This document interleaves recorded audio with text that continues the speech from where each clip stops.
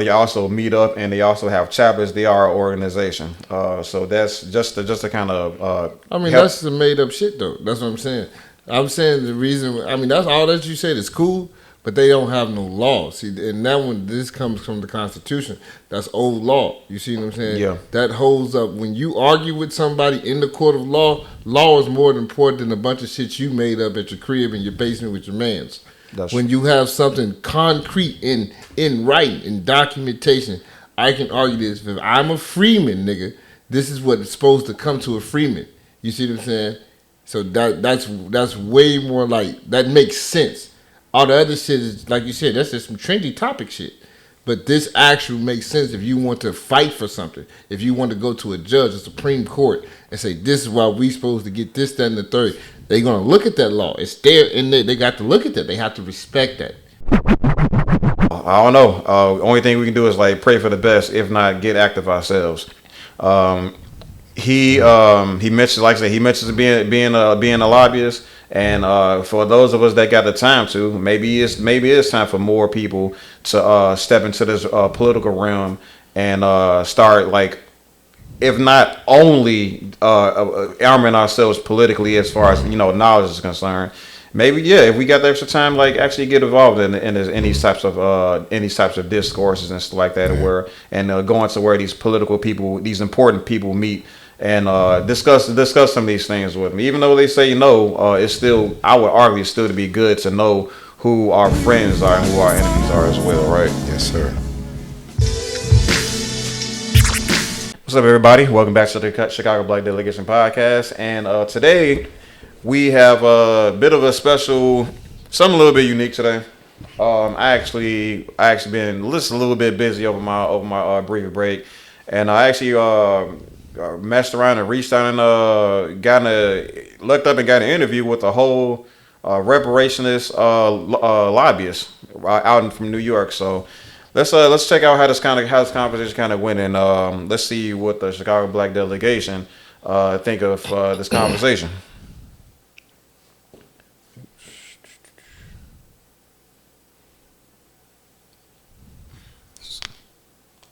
Okay.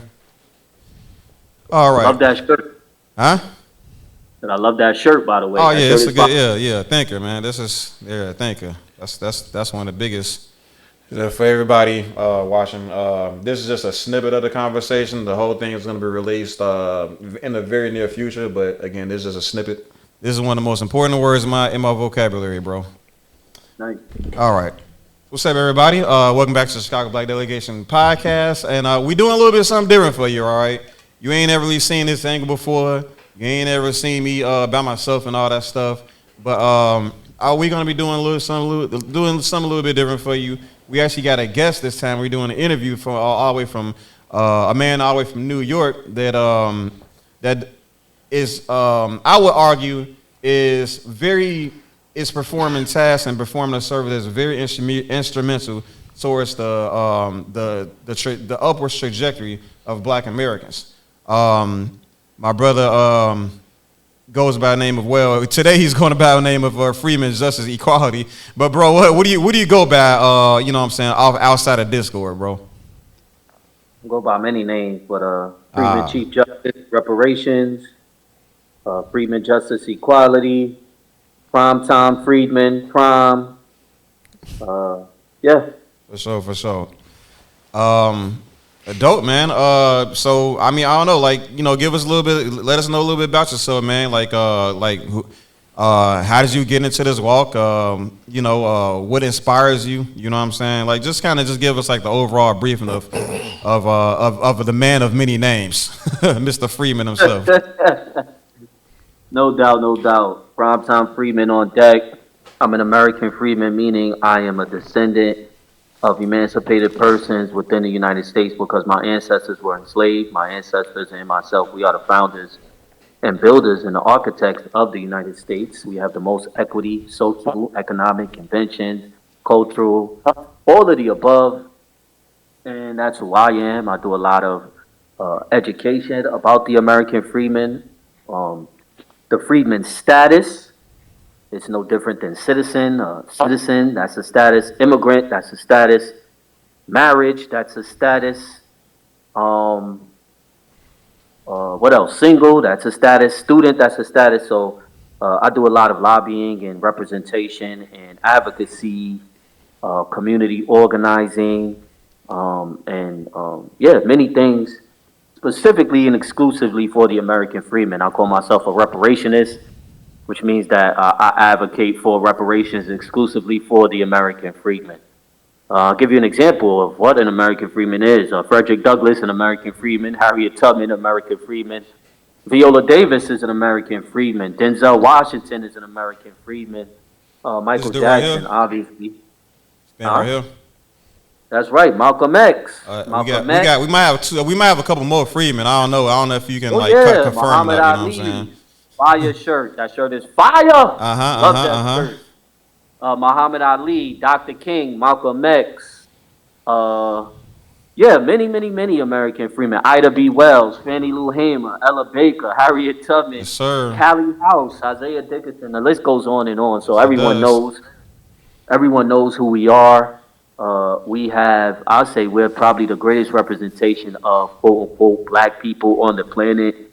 We are the original freedom fighters of the United States, and we're leading the charge. We created hip hop, we created the boom, we created lights, traffic lights, all of those things. So when you think about the American freedmen and our contributions to the United States and our contribution to the world, it cannot be denied. Absolutely. Yeah. That's that. Okay, so for some of us that may not know already, freedman is the term, the identifier that folks that Black Americans identified as post emancipation, right?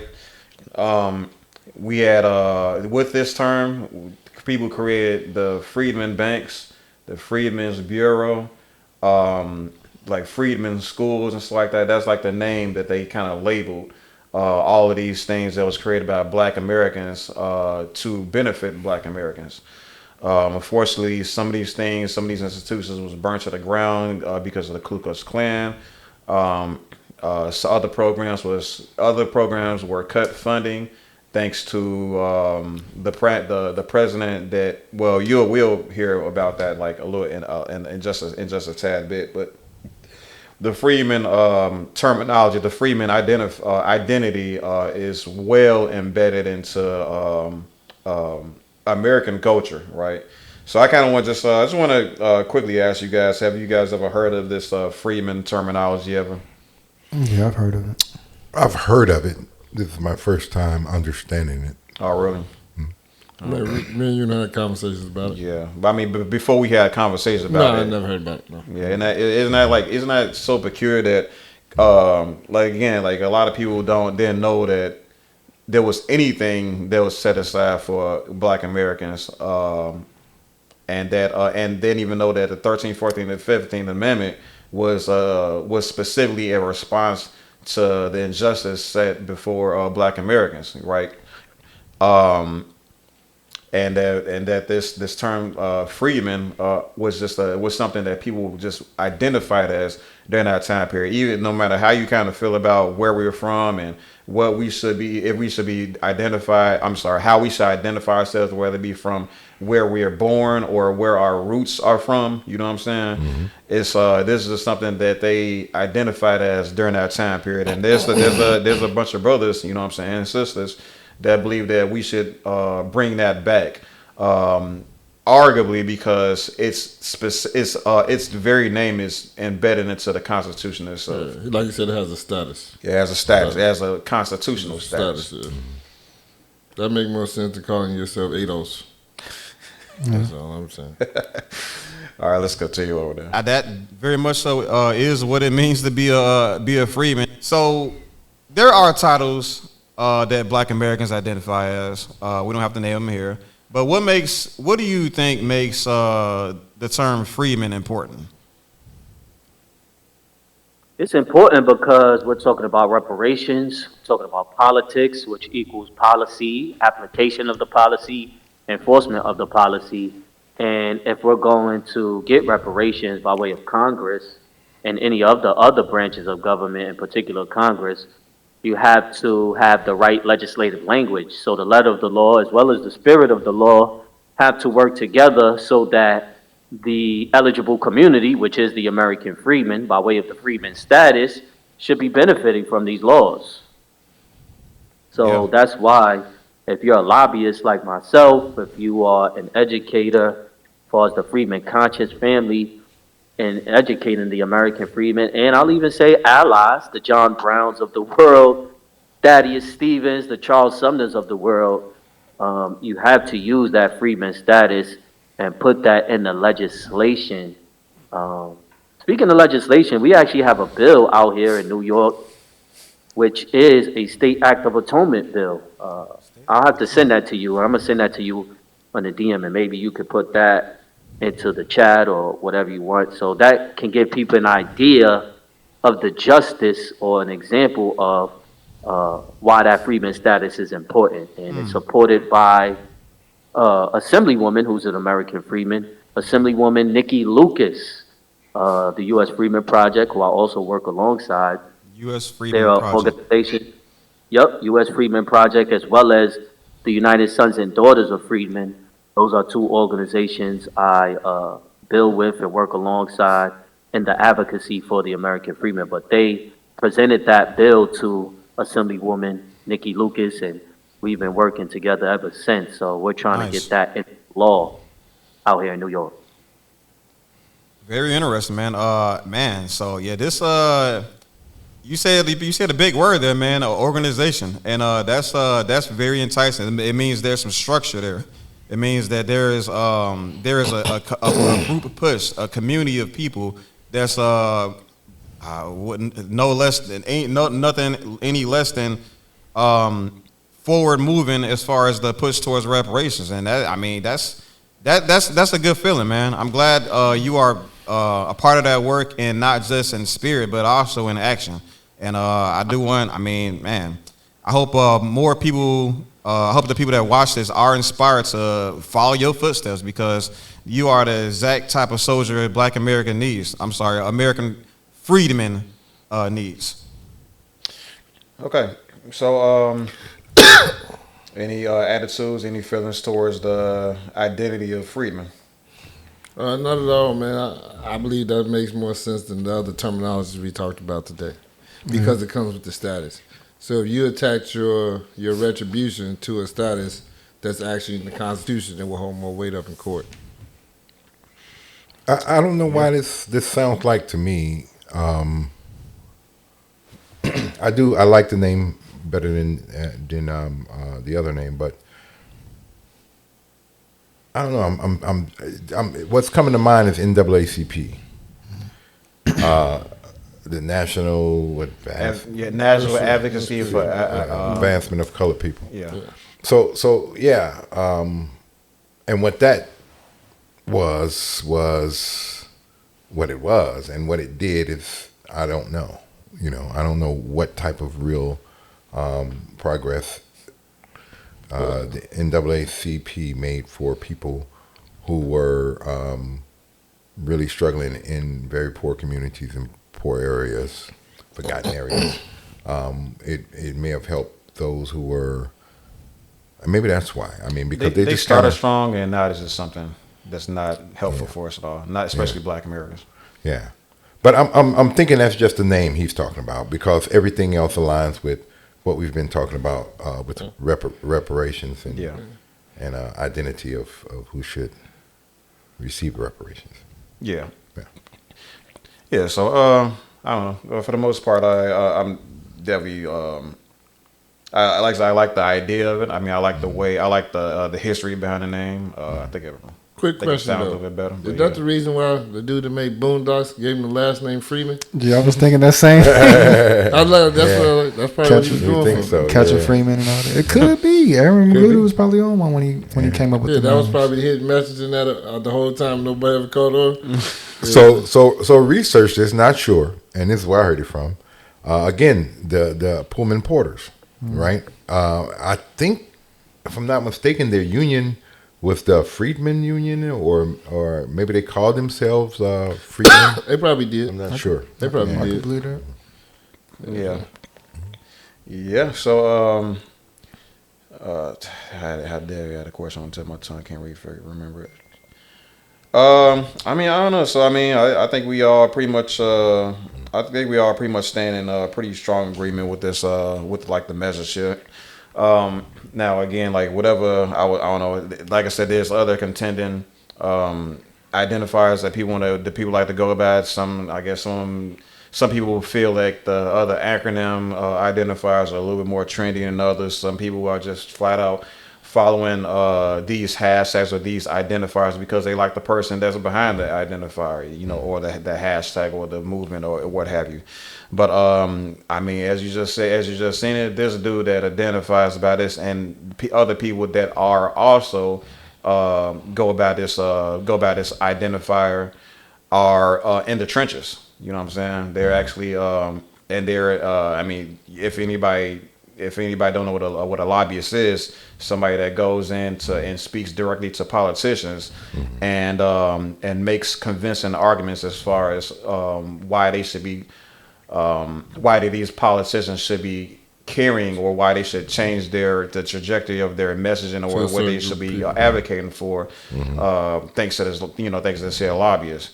And these freedmen, and he's not the only one. There's also another guy, Greg Marcel Dixon, who's actually running for Congress and out of I believe North Carolina. This is definitely not a new movement, and I think these guys are intelligent to, as you just said, use something that people that are intelligent, that are well studied into the Constitution. We'll be able to see this name, this Freedman name, and automatically know what's going on. You know what I'm saying? I can kind of see why other identifiers, we'll just go out and say it, FBA and ADOS, and whatever else you can come up with. I can see why those names were created, because maybe it's more simpler for like simpletons to like digest. But like this is the Freedman thing still is, like I said, for the people that know, for the people that are important, they know, you know what I'm saying, what comes with that title, what the history behind this Freedman terminology, or this Freedman language. So I don't know, whatever anybody, I'm not gonna ask anybody what do y'all think is the best one, anything like that.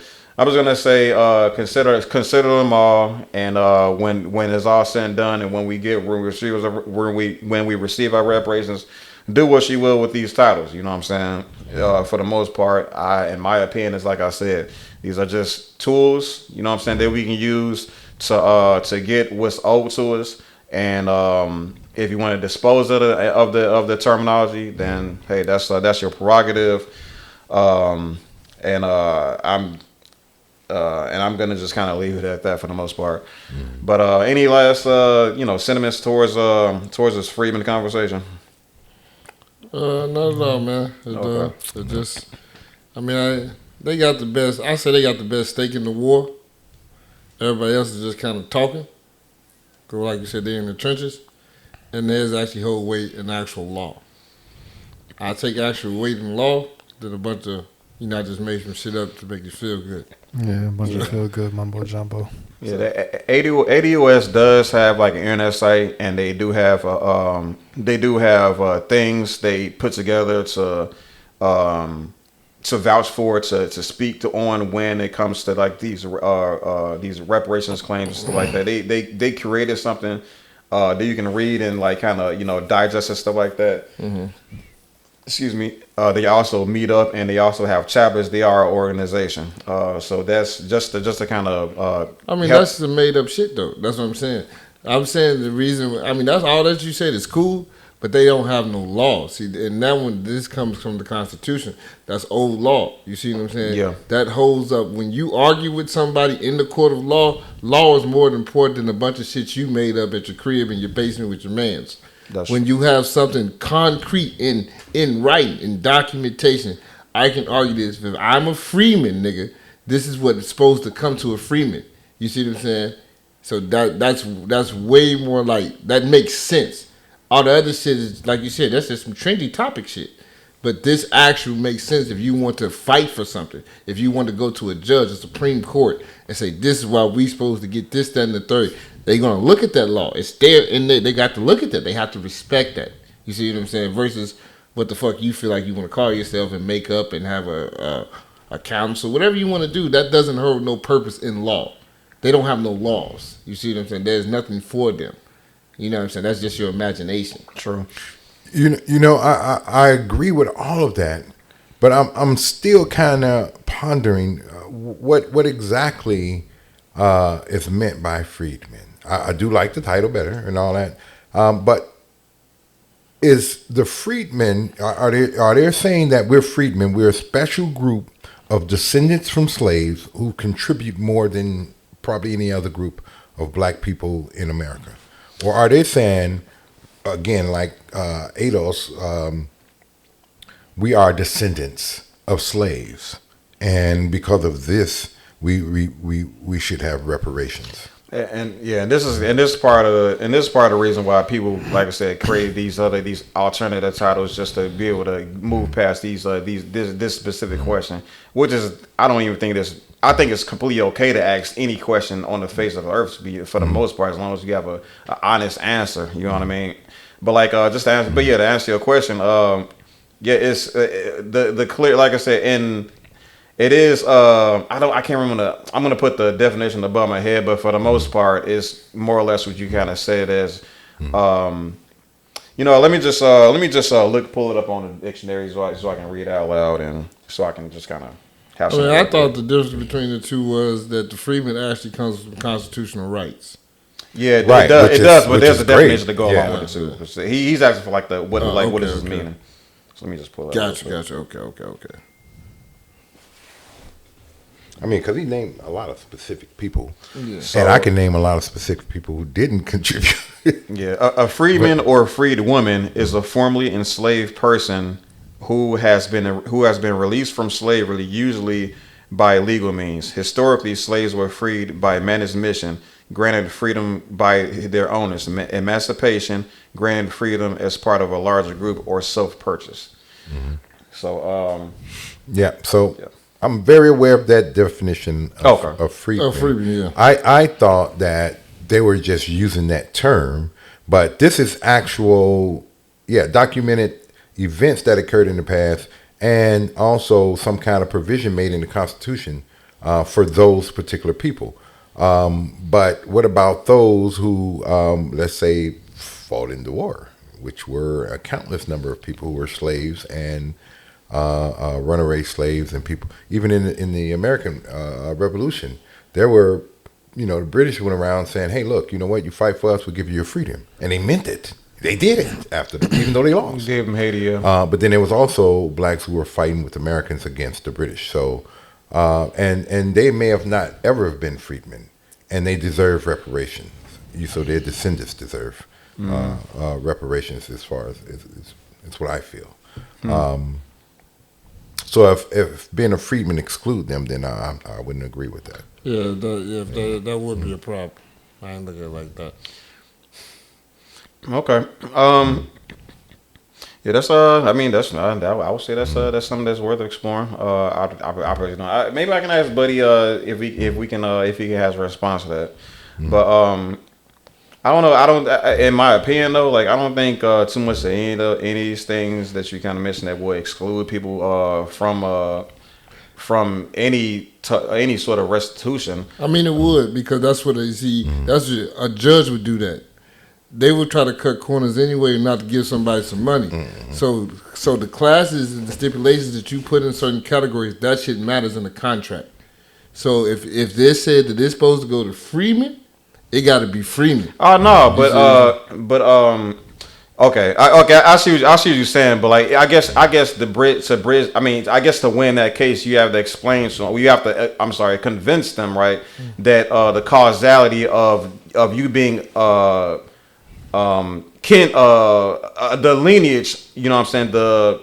There's a word I really want to find, but yeah, you have to make the case that there is a causality of you being the offspring, right? The lineage, right, of those emancipated people is gonna like there's a direct correlation to like your economic standing and you know what I'm kind of trying to say here like that. So now I get what you're saying, and I get that, but it's just you right. They would have to do that, but it's just when you writing contracts and it gets tricky with lawyers. That's what I'm saying. When you write certain things, you say you have to be very specific. Yeah. If you leave certain areas, they will be manipulated, and motherfuckers get fucked. All kinds of variables. You know what I'm saying?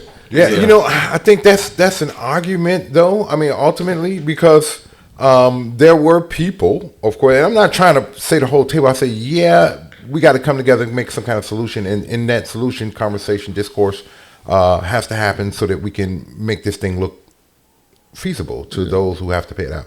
But people from the raid where they blew up the whole city, Tulsa, and all that, right? Let's say these people were potentially millionaires in the next year or two, but because of the government doing what they did, they should have money paid back from that as well as reparations as being.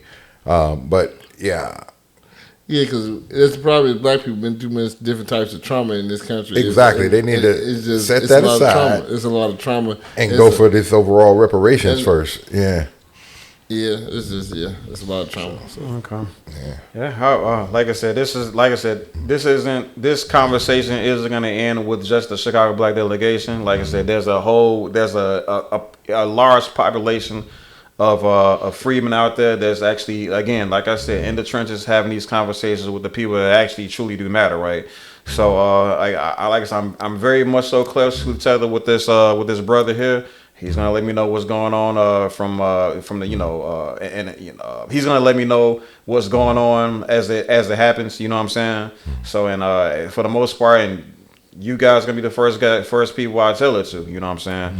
Along with the rest of my audience, obviously. But yeah, so hopefully we're gonna be closely watching this situation as we are freedmen, by blood, by lineage. And I don't know.